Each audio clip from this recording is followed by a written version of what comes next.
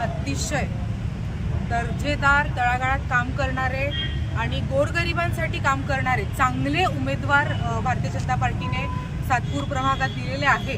मागच्या टर्ममध्ये काही कारणास्तव सातपूरमध्ये भाजपचा पूर्ण एक हाती झेंडा आला नव्हता, परंतु आत्ताच्या आमच्या उमेदवारांवरती जनतेचा विश्वास आहे।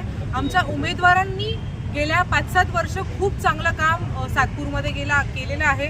आमदार सीमाताईंच्या माध्यमातून अनेक विकास कामं सातपूरमध्ये झालेले आहेत आणि त्याच्यामुळे सातपूरमध्ये चारही प्रभागांमध्ये सगळे नगरसेवक हे फक्त भारतीय जनता पार्टीचे येतील, याच्यात काहीच हे विषय नाही। उमेदवार प्रभागामध्ये प्रवीण पाटील आहे, आमच्या माजी नगरसेविका उषाताई बेंकुळे आहे, कविताताई लोखंडे आहे, अंकिताताई शिंदे आहेत।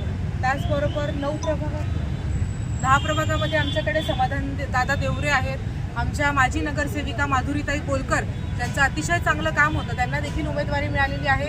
इंद्रभानप्पा सांगळेची मिसेस कलावतीताई आहे आणि आमचे विश्वास नागरे, असं एकदम तडफदार चांगलं पॅनल सातपूरमध्ये प्रभाग क्रमांक 8, 9, 10, 11 असेल। त्याच्यामुळे आम्हाला सगळ्यांना विश्वास आहे मोदीजींच्या कामांवरती, देवेंद्रजींच्या कामावरती, स्थानिक लेवलवरती पण मागच्या टर्ममध्ये भारतीय जनता पार्टीचाच महापौर होता आणि खूप चांगलं कामं झालेले आहेत। येत्या पुढच्या वर्षीमध्ये नाशिकमध्ये कुंभमेळा होणार आहे, त्या पार्श्वभूमीवर अतिशय चांगली विकास कामं नाशिकमध्ये चालू आहे आणि सातपूर हे नाशिकमधलं एक मोठा भाग आहे।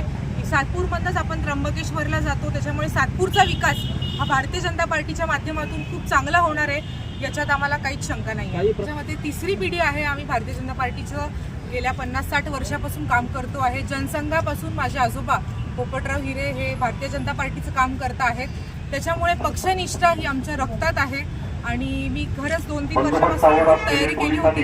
प्रभागात पण 2 फेऱ्या झाल्या होत्या, काल फॉर्म देखील भरला होता, परंतु आमच्या पक्षश्रेष्ठीने सांगितलं की आमदार आणि खासदारांच्या मुलांना तिकीट द्यायची नाही। जो काही पक्षाचा आदेश आहे त्याचा आम्ही मनापासून सन्मान करतो, त्याचा स्वीकार करतो आणि मी आणि हे एकच आहे, आम्ही कमळ हाच आमचा उमेदवार आहे। त्याच्यामुळे जरी मला उमेदवारी मिळाली नाहीये तरी पण हे सगळे आमचेच उमेदवार आहे, कमळाचेच उमेदवार आहे।